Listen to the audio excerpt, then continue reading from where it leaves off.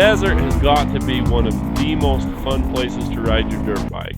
It's exciting, it's physically demanding, and it's a great opportunity to learn to control your fear and to be able to control your thoughts and your emotions.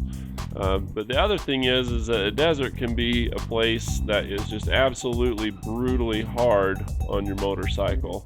Crashes happen, the unexpected happens, and you got to have a way to be able to cope with that. I like to keep a few things on hand when I go riding in the desert. I like to keep a clutch lever, because if you lose your clutch, doing technical moves can be really difficult, especially if you don't have a recluse style slipper clutch.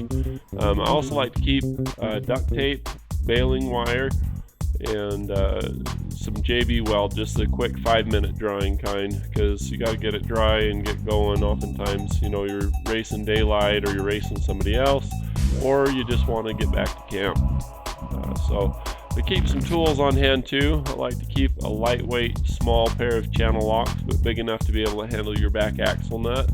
And then I like to keep a small assortment of metric wrenches, including 8, 10, and 12. Keeping these on hand, you're able to adjust your chain, you're able to do all kinds of things. On this particular trip, we're going to do a trail fix on a DR400, and we'll use a 10mm wrench and a piece of camelback as a gasket material, and get it all fixed up.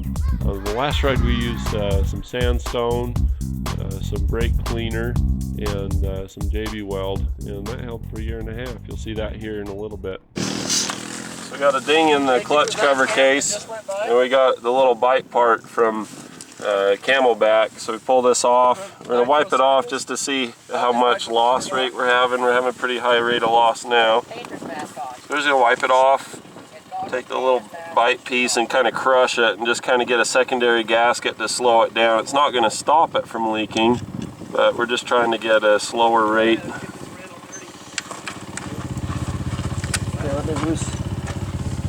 So you get a little oil on that and it'll still move, but it should keep it from coming out as much. Let's get that pressure on here a little bit though. Well, we do that with the screw after it's in there. You just want it nice and loose when you put the screw in, because it's got to go past that little cutout. Got that wrench? Where'd that? There we go. So you can push back here on the other side of it. You don't want to push too much, it'll buckle out. Actually, if it sits up, it's better.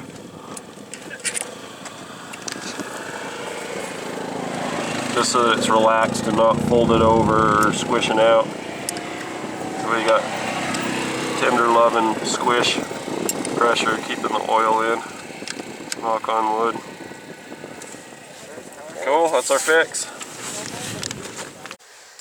So here we have one DR400 that we fixed last year. Going down the canyon, we just did a little crack right there on the pan when we hit a rock real hard. And so you can see the JB weld even kind of matches there. Yeah, it's a nice big thick patch, but I don't see any wetness anywhere near it. Oh, it's been on for 1.5 years. Not a bad little trail fix, huh? We took some sand, we took a piece of sandstone, sanded it up, roughed it up, took some brake cleaner, cleaned it off really well, put the JB weld on it. It's held really well. Awesome.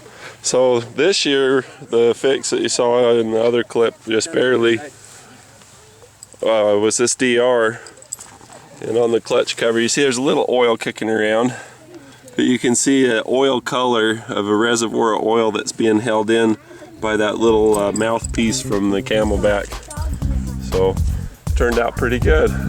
Not bad. It got you in, made it through Cane Creek at high RPMs, through the water, through everything, and looking good. Smiling and running today.